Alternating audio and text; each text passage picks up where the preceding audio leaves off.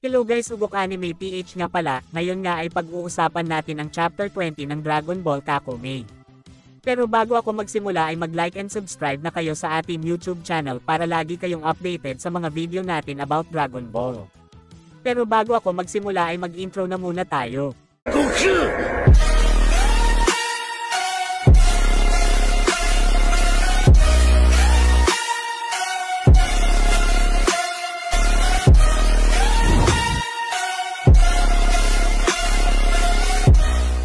Bago ako magsimula ay mag-recap na muna tayo. Sa last chapter nga ay atin nakita kung gaano nga ba kalakas itong si Salaga gamit ang magical technique nito na kayang mag-hypnotize ng kalaban niya, at ginagamit niya ito para madali niyang mapatay ang kanyang biktima, pero dahil nga sa talino dito ni Admiral Fennel ay nagawa nga nitong ma-counter ang technique dito ni Salaga, dahilan kaya napagpasyahan nito na lumabas na lang at magpakita dito kan Fennel.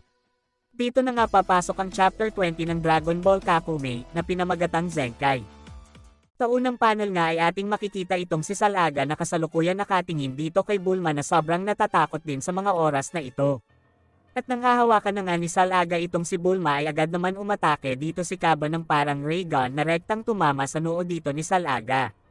After ng atake na yon ay sinabi nga dito ni Kaba na wag niya daw nitong gagalawin itong si Miss Bulma.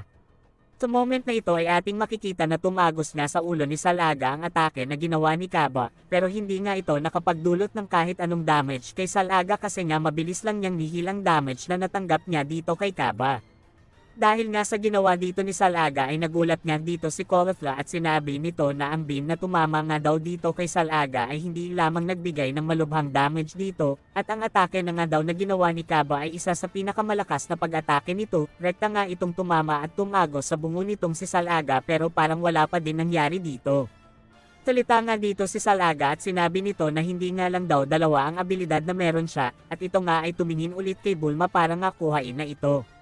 Ngunit wala pang ilang segundo ay tinamaan nga ulit si Salaga ng isang malakas na wave blast dahilan kaya nga ito ay tumalsik ng malayo. Sa pagtingin nga dito ni Bulma ay nakita nga niya dito ang hybrid Saiyan and Super na si Pipino. Salita nga dito si Bulma at sinabi nito na Pipino, ikaw ba yan? Ano ang ginagawa mo dito? Lubhang mapanganib dito, at yang demon na yan ay delikado yan. Sagot naman dito si Pipino at sinabi nito kay Bulma na wag niya daw itong mag-alala sa kanya, ilalayo nga daw niya itong si Bulma sa demonyo na yan. Pero itong si Salaga nga lang ay huminga lang ng malalim, at umatake na nga ito ng sobrang bilis na wave blast na rektang tumama at tumagos sa sikmura dito ni Pipino. Dahil nga sa nangyari na ito ay gulat na gulat nga dito sila Kaba, Caulifla at si Bulma. Sa moment na ito ay makikita nga natin dito si Pipino na parang patay na nga ito dahil sa damage na natanggap nito sa atake ni Salaga. Dahil nga dito ay mabilis na ngang naghanda sila Caulifla at Kaba para nga umatake na dito kay Salaga, pero mabilis nga lang silang na-counter nitong si Salaga sa pamamagitan ng simpleng pagsuntok sa mukha ng dalawa dito. At sinabi nga dito ni Salaga na hindi nga daw siya nakikipaglaro sa mga ito. Habang nagkikipaglaban sila Kaba at Caulifla dito kay Salaga, si Pipino naman ay nag-restructuring in progress, which means na dahan-dahan nga itong naghihil sa damage na natanggap niya dito kay Salaga. Dito nga ay nagkamalay na ulit itong si Pipino na talagang kinagulat dito ni Salaga. Salita nga dito si Salaga at sinabi nito na imposible nga daw ito.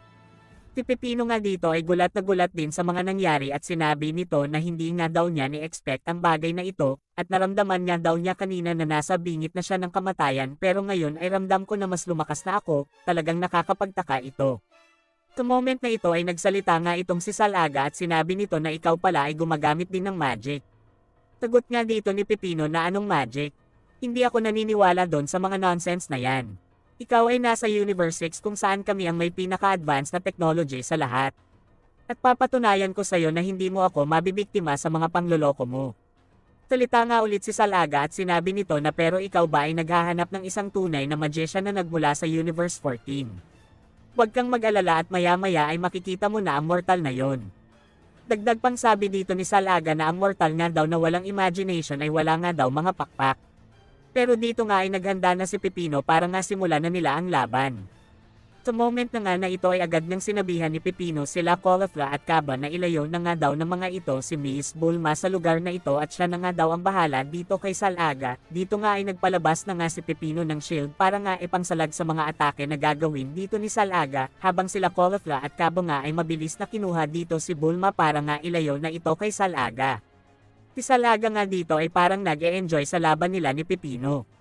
At sa moment na ito ay gumamit na si Salaga ng teknik nito na parang kayang magpahaba ng mga kamay at kinapitin nga nito si Pepino at tinapon nga niya ito paangat, dahilan kaya nga ito ay tumalsik palayo. Pero habang nasa ere nga dito si Pepino ay nagtaka nga siya dito kasi nga hindi daw sinundan ni Salaga ang atake nito. Pero si Salaga pala ay nasa likod na nitong si Pepino na talagang kinagulat dito ng ating bida. Salita nga dito si Salaga at sinabi nito na subukan nga daw ni Pepino na pigilan ang gagawin niya gamit ang sinasabi nitong technology. At nagresulta nga ito ng sobrang lakas na pagsabog.